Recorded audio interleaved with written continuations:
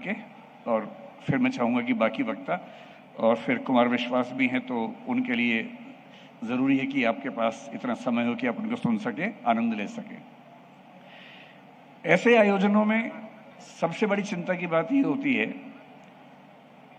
कि शुरू तो हो गया, 20,000 लोग भी आ गए, मंच पर बड़े बड़े नामी लोग भी आ गए, नेता भी आए, अभिनेता भी आए, सब आए। ये तो एक दिन की बात है। आज शाम होते होते ये पंडाल खत्म हो जाएगा, शाम होते होते आप अपने घर चले जाएंगे। उसके बाद क्या होगा?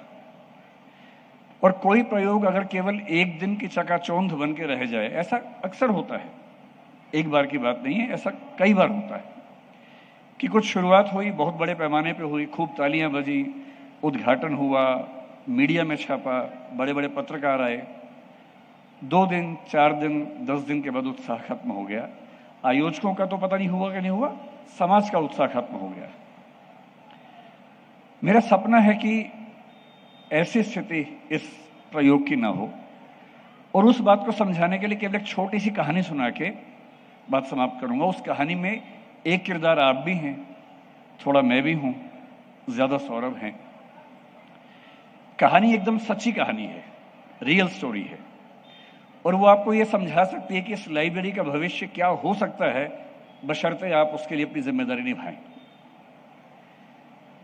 1999 की बात है, रियल बात है, कहानी नहीं है, रियल इंसिडेंट है। एक व्यक्ति थे जो NIIT नाम के संस्थान में दिल्ली में पढ़ाया करते थे, प्रोफेसर थे। उनका नाम है प्रोफेसर सुगत मित्रा। सुगत मित्रा पढ़ा रहे थे और ठीक अपना जीवन चला ही रहे थे, पर उनके मन में एक सपना था कि जितना मैंने पढ़ा सीखा, अगर वो सिर्फ मेरे काम आया तो फिर उसमें सुख किस बात का है? क्या मैं अपनी शिक्षा को उन लोगों तक पहुंचा सकता हूं जिनके पास शिक्षा का क ख ग भी नहीं है, शुरुआत भी नहीं है? और ये वो समय है जिस समय भारत में कंप्यूटर्स का डेवलपमेंट होना शुरू हुआ था। राजीव गांधी की सरकार में कंप्यूटर्स को लाया गया था, और 1999 जब हम UPSC की तैयारी भी कर रहे थे, कंप्यूटर एक जाना पहचाना चेहरा था। ईमेल क्या होता है समझ में आने लग गया था, और ये लग रहा था कि कंप्यूटर के बिना दुनिया चलेगी नहीं। उन्होंने एक एक्सपेरिमेंट किया। अपने इंस्टीट्यूट के पीछे एक झुग्गी बस्ती थी, कालका जी दिल्ली में जगह है, शायद आप जानते होंगे। उस बस्ती की तरफ दीवार में एक छेद करवा दिया, सिर्फ दीवार में एक छेद करवाया, और एक कंप्यूटर अपने इंस्टीट्यूट के अंदर ही दीवार के पास रखवा दिया। इतना ही किया बस। उस कंप्यूटर में बिजली का कनेक्शन था, एक माउस था, ऑन रहता था, और कोई स्टाफ का मेंबर केवल देखता था कि कंप्यूटर ऑन रहे, और कुछ भी नहीं किया। जो झुग्गी के बच्चे थे, गरीब बच्चे थे, उनको कंप्यूटर दिख रहा था, वो छू सकते थे, लेके जा नहीं सकते थे उसको। और सुगत मित्रा देखना चाह रहे थे कि अगर बच्चों को एक्सेस मिल जाए, पहुंच मिल जाए, तो क्या उनके अंदर सचमुच खुद सीखने की ललक होती है, या बच्चों को सिखाना पड़ता है, बहुत कोशिश करनी पड़ती है। सिर्फ ये एक्सपेरिमेंट था। 3 महीने तक उनकी टीम ने कुछ नहीं किया, सिर्फ इतना कि कंप्यूटर रखा हुआ है, बिजली चल रही है, किसी से कोई बात नहीं की। धीरे धीरे देखा बच्चे वहां पर इकट्ठे होने लगे, कुछ कुछ करते थे, वीडियो गेम खेलते थे, कुछ और करते थे। और 3 महीने बाद वो आए, उन सारे बच्चों से मिले और उनसे कहा कि ये कंप्यूटर मैंने रखवाया था, आप मुझे ये बताइए कि क्या मैं आपके लिए कुछ और कर सकता हूं? सरप्राइजिंग बात है कि उन बच्चों ने ये कहा कि सर रखवा तो दिया, इसकी जो प्रोसेसिंग की स्पीड है थोड़ी सी कम है, और जो माउस है वो ठीक से काम नहीं करता है, माउस चेंज करवा दीजिए, प्रोसेसर अच्छा लगवा दीजिए, हम और सीखना चाहते हैं। और ये पहला एक्सपेरिमेंट था जिसने साबित किया कि आप कुछ मत सिखाइए, केवल एक एक्सेस पॉइंट बना दीजिए जहां बच्चे आके अपने मन से कुछ कर सकें। तो कुछ लोगों ने उनसे कहा कि ये तो भाई दिल्ली के बच्चे हैं, दिल्ली के बच्चे स्मार्ट होते हैं और उनको तो पहले भी आइडिया होता ही है, ये गांव में नहीं चलेगा तुम्हारा। तो उन्होंने सेकंड एक्सपेरिमेंट इसी पे किया। उत्तर प्रदेश के एक बहुत पिछड़े गांव में, जैसे इस गांव के बारे में जो मेरे पास आइडिया है वो एक ही शिक्षा वगैरह में भी थोड़ा सा पीछे है, कुछ ऐसा ही गांव समझ लीजिए, चमारी गांव में समझ लीजिए। यही प्रयोग किया, एक कंप्यूटर रखवाया, उसके साथ बिजली का कनेक्शन, कोई गाइडेंस नहीं, कोई सुविधा नहीं, कुछ नहीं, सिर्फ एक कंप्यूटर। 3 महीने बाद फिर आए और देखा कि उस गांव के बच्चों ने भी अपने आप लड़ झगड़ के, आपस में भिड़ भिड़ के कंप्यूटर सीख लिया, गेम भी खेली, पढ़ाई करनी भी शुरू कर दी। फिर उनके मन में एक बात और आई, और अब आपकी भूमिका आने वाली इसी कहानी का हिस्सा बनकर। वो दक्षिण भारत में गए, तमिलनाडु में, और तमिलनाडु का एक गांव है जो तटीय गांव है, कोस्टल विलेज है, उसका नाम कलपिक्कम शायद है। ये कलपक्कम नहीं है जिसको हम जानते हैं न्यूक्लियर वजहों से, ये दूसरा गांव है, कलपिक्कम उसका नाम था। वहां क्या प्रयोग किया? ऐसा गांव जहां के बच्चों को ना इंग्लिश आती थी, ना हिंदी आती थी, केवल तमिल आती थी। और एक एक्सपेरिमेंट ये किया कि कोई बच्चा अपनी जिज्ञासा से, अपनी मेहनत से क्या बायोटेक्नोलॉजी जैसा मुश्किल विषय सीख सकता है। तो क्या किया? कंप्यूटर रखा, कंप्यूटर में बायोटेक्नोलॉजी के बारे में बहुत सारा कंटेंट, कुछ वीडियोस, कुछ ऑडियो, कुछ विजुअल्स डाल के रख दिए। अब बच्चे तमिल बोलने वाले हैं, उनको इंग्लिश भी नहीं आती है, कंप्यूटर भी नहीं आता है। 2-3 महीने के बाद जब रिसर्च हुई, बच्चों से बात हुई, तो एक बच्ची ने जो 12 साल की थी, उसने ये कहा कि सर मुझे ये तो समझ में आ गया है कि जेनेटिक म्यूटेशन कैसे होता है, लेकिन अभी भी जेनेटिक म्यूटेशन की कुछ बारीक बातें नहीं समझ पा रही हूं, इसके लिए मुझे आपकी और मदद चाहिए। तो उस बच्चे का टेस्ट लिया गया, और जब टेस्ट लिया तो पाया गया कि किसी अच्छे अंग्रेजी माध्यम के स्कूल में पढ़ने वाले बच्चों की तुलना में 30% लेवल इन बच्चों ने बिना किसी सुविधा के, केवल कंप्यूटर के होने से खुद अचीव कर लिया। अब जो एक्सपेरिमेंट था उसमें आप शामिल हो जाएंगे। कोशिश की गई कि इन बच्चों को कैसे हम और अच्छी सुविधा में ला सके, क्या करें। एक छोटा सा प्रयोग किया, और यह प्रयोग एक और बहुत प्रसिद्ध व्यक्ति ने भी किया, मैं उनका भी जिक्र करूंगा। प्रयोग क्या किया?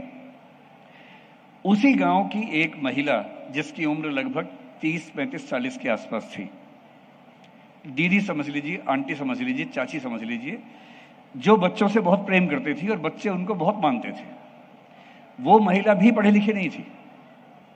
उस महिला से कहा कि आपको सिर्फ एक काम करना है, ये बच्चे लाइब्रेरी में आएंगे, ये बच्चे कंप्यूटर पे खेलेंगे, इनको इंग्लिश नहीं आती, तमिल में कुछ कुछ करते रहेंगे, ये जो कुछ भी करते रहें, बस तुम खड़ी रहना और बीच बीच में इनकी पीठ थपथपा देना, इनका हाल पूछना और शाबाशी देते रहना। कुछ भी करें बोलना वाह बेटा बहुत अच्छा कर रहे हो, शाबाश, इतना ही करना है बस। और 2 महीने बाद देखा गया कि केवल उस शाबाशी की वजह से, इसको ग्रैंड मदर मेथड कहा गया, केवल उस शाबाशी की वजह से उन बच्चों का स्कोर किसी भी महंगे प्राइवेट स्कूल के बच्चों की तुलना में 50% हो गया, जो पहले 30% था। ये सारे के सारे एक्सपेरिमेंट्स डॉक्यूमेंटेड हैं। और इसी स्कूल से एक बच्चा ऐसा निकला। आज से 2 साल पहले सौरभ और मैं अमेरिका में 2 विश्वविद्यालयों में गए हुए थे वक्ता बन के स्पीच देने के लिए। उनमें से एक दुनिया के सबसे अच्छे विश्वविद्यालयों में से एक येल विश्वविद्यालय है, और येल यूनिवर्सिटी में मुझे ध्यान है बड़ा अच्छा सेशन था। सौरभ, मैं और वहां पर जो भारतीय भाषाओं को जानने वाले बच्चे थे वो सारे उसमें ऑडियंस थे। येल को देख के हमें लगा कि काश हम या हमारे समाज के लोग ऐसे विश्वविद्यालय में पढ़ पाते। और अब मैं जो पीछे ला रहा हूं बात को, उसी एक्सपेरिमेंट में महाराष्ट्र में एक शिरगांव नाम का गांव है जो पालघर इलाके के बीच में है। शिरगांव का एक बच्चा जिसका नाम था अरुण चौहान, इसी कंप्यूटर से अपनी मेहनत से सीखते सीखते ऐसा सीखा कि इवोल्यूशनरी बायोलॉजी में येल यूनिवर्सिटी से पीएचडी करने के लिए उसका सिलेक्शन हुआ, और केवल उस एक कंप्यूटर की वजह से हुआ। मैं जो आपको कहना चाह रहा हूं, ये जो मजमा है इसका सौंदर्य है, एक दिन का सौंदर्य है, अच्छी फोटो आएंगी, आपको भी याद रहेगा कि वाह क्या मजमा जुटा था, बड़े बड़े लोग आए थे, कुमार विश्वास भी आए थे, राज्यसभा के उपसभापति भी आए थे, कैलाश सत्यार्थी जी भी आए थे। पर इस सबका असली सौंदर्य तब है जब ये चीज़ बहुत दूर तक जाए, और ये चीज़ दूर तक तभी जाएगी जब ग्रैंड मदर इफेक्ट वाला काम आप करेंगे। इस लाइब्रेरी में जो बच्ची आएंगी, मुझे जानकारी मिली है कि करीब 50 बच्चियों को सौरभ और गुंजन ने गोद लिया है। सौरभ और गुंजन के बारे में थोड़ा सा मैं अंत में बोलूँगा। ये जो बच्चियाँ आएंगी, इन बच्चियों का हौसला तोड़ने के लिए 50 शक्तियाँ काम कर रही होंगी। जब कोई बच्ची अपने घर से निकल के लाइब्रेरी में आएगी तो रास्ते में कम से कम 10 लोग बोलेंगे, क्यों जा रही हो बिना बात के, पागल हो, घर में चौका कर लो, क्यों ये सब कर रही हो। कुछ ऐसे लड़के भी होंगे थोड़ा परेशान भी कर देंगे। समाज के अपने सच होते हैं, उससे हम कैसे बच सकते हैं। अगर आपने उन बच्चियों को शाबाशी दे दे के 1 साल 2 साल 3 साल यहाँ बैठने की आदत डाल दी, तो मैं दावे से कह रहा हूँ कि आज से 10 साल 15 साल के बाद इतिहास में लिखा जाएगा कि एक लाइब्रेरी बनी थी, उस लाइब्रेरी की बच्चियों ने बड़े बड़े काम किए। आईएएस बनना, पीसीएस बनना बड़ी बात नहीं है। बड़ी बात, जैसे कि हमारे उप मुख्यमंत्री महोदय कह रहे थे, कि नौकरी लेने से अच्छा है नौकरी देना, कुछ बड़ा उद्यम करना। एक लाइब्रेरी सौरभ ने बनाई है, ये बच्चे अपनी अपनी लाइब्रेरियाँ बनाएं और धीरे धीरे पूरे बुंदेलखंड का विकास हो। बस मैं अंत में सौरभ के बारे में 2-4 लाइनें कहूँगा। मेरे यहाँ आने का उद्देश्य क्या है? सौरभ मेरा छोटा भाई है, जैसे जाकिर का वो बड़ा भाई है, ऐसे मेरा छोटा भाई है। हमारे बीच का संबोधन ही ये है, वो मुझे फ़ोन करता है, बड़े भाई कैसे हो, मैं बोलता हूँ छोटे भाई अच्छा हूँ। उसकी इच्छा थी, उसकी जिद थी, उसने प्रयोग किया तो आना ही था। पर मेरे आने का एक छिपा हुआ उद्देश्य ये था कि मैं एक एकेडमिक व्यक्ति हूँ, पढ़ता हूँ, पढ़ाता हूँ, जितना समय मिलता है मेरा मन करता है पढ़ता ही रहूँ, कुछ और किताब पढ़ लूँ। पर मैं सोचता हूँ कि मैं एक विश्वविद्यालय या स्कूल शुरू करूँ जिसमें बहुत सारे बच्चों की मदद कर सकूँ, पर अब तक कर नहीं पाया हूँ। उसने मुझसे बाद में सोचा, कर भी दिया। तो मेरे मन में कभी कभी ये आता है कि मैं एक बार यहाँ आके देखूँ कि सोचने और करने के बीच का जो अंतराल है उसे कैसे भरा जाता है। और मेरे एक बहुत प्रिय कवि हैं जिनका नाम है मुक्तिबोध। मुक्तिबोध वैसे कवि नहीं है जिनकी बात पे तालियां पड़ती हों। मुक्तिबोध वो कवि हैं जो दिमाग की नसें खोल देते हैं, जो खुद दिमाग की नसों के फटने से मरे थे क्योंकि समाज को लेकर बहुत तनाव में रहते थे। उन मुक्तिबोध की कविता है अंधेरे में। अंधेरे में की 3-4 पंक्तियां हैं। मैं जब भी सौरभ से बात करता हूँ मुझे वो पंक्तियां याद आ जाती हैं। और मैं, क्योंकि आज का दिन बड़ा पवित्र है, महिला दिवस भी है, सौरभ गुंजन की शादी की 15वीं वर्षगांठ है, इन दोनों से बड़ी बात इस लाइब्रेरी की शुरुआत है और मेरे लिए बड़ी बात कि मैं इसका हिस्सा बन पाया। वो जो 3-4 पंक्तियां हैं वो ये हैं, ये सौरभ तुम्हें समर्पित है। कहाँ पर हो भाई? हाँ, ये सौरभ को समर्पित है। वह रहस्यमय व्यक्ति, ये व्यक्ति बहुत रहस्यमय है मेरे लिए, मैं इसको समझ नहीं पाता।